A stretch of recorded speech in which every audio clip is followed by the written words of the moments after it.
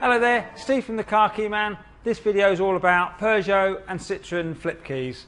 They're absolutely terrible, they break really easily, and you can fix them yourself if you've got the correct parts and you know what to do. And hopefully, if you watch this video, you'll find out what you need and you'll find out how to do it. And we hope it helps.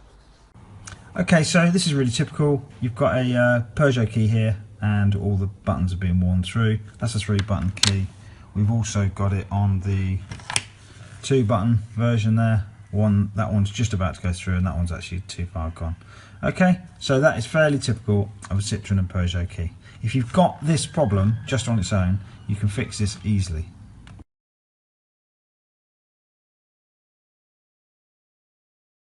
Okay, so I've taken off the top cover of the key so you can see what's going on. And this is the second problem we get with these keys, and it comes in 3 stages. This is a wobbly blade. If you press it, it won't do anything. You have to kind of dig it out with your fingers, and it doesn't stay out if you want it to stay out. It flops about in the ignition. Okay, so that's the first stage. Next, it gets to this point here where the pin's now disappeared out of the key and the blade just falls out.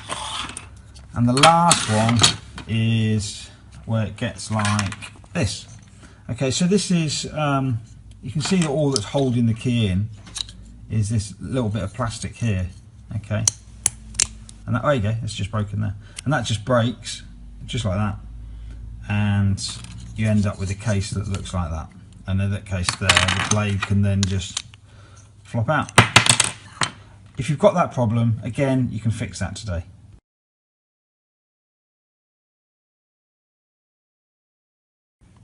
Okay, so the first thing we're going to do is work out how many buttons you got on your key. So have a look at your key. There's either 2 buttons. It's got a hole there now. Probably used to look something like that, nice and shiny. Okay, so it's either 2, or you can have 3 buttons. You can see the lights through there where they've worn out so badly, or when they were new it looked like that. So it's 3 buttons. Or on some models you get 4 buttons. 1, 2, 3, 4. Next, you need to work out what type of blade you've got. There are 2 types. If you look at the groove that someone's machined in there when it was new, okay, that's the groove that makes the lock work. If you turn it over sideways, you've got the thin edge of the key. Now that's either flat or it's got a groove in the key, and you can put your finger in there, you can actually feel. So ignore the front of the key. If you turn it over sideways, those are the 2, oh, here we go, those are the 2 different types. Hopefully you can see a big difference there. So we're either going to write a G for a groove or F for flat.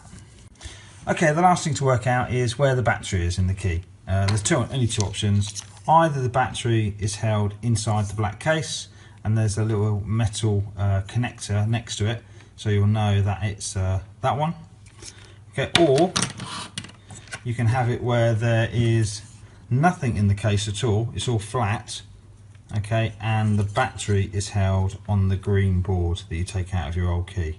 Okay, so there's only 2 types: battery in the board or battery in the case, and we're going to either put down there B for board or C for case.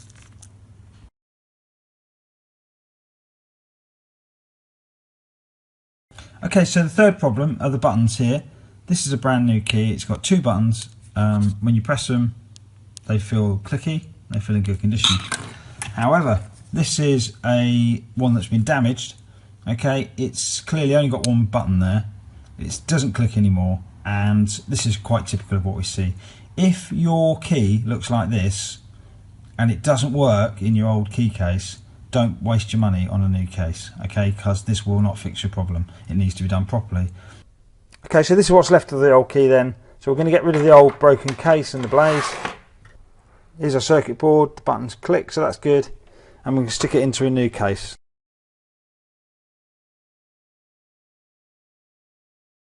Couple of things to check first. You've got your blade cut and it turns the ignition. These terminals here, the 2 terminals here under the 2 black tabs, That's easy to see when it's up close, otherwise they won't make contact with the battery. Then we want a battery in there, make sure it's a good one. Then we're going to take the circuit board and put it into the case. There's 2 holes lined up with 2 lugs on the board, and then the next thing is just to pop that bit over there like that, snap it together, and we are good to go.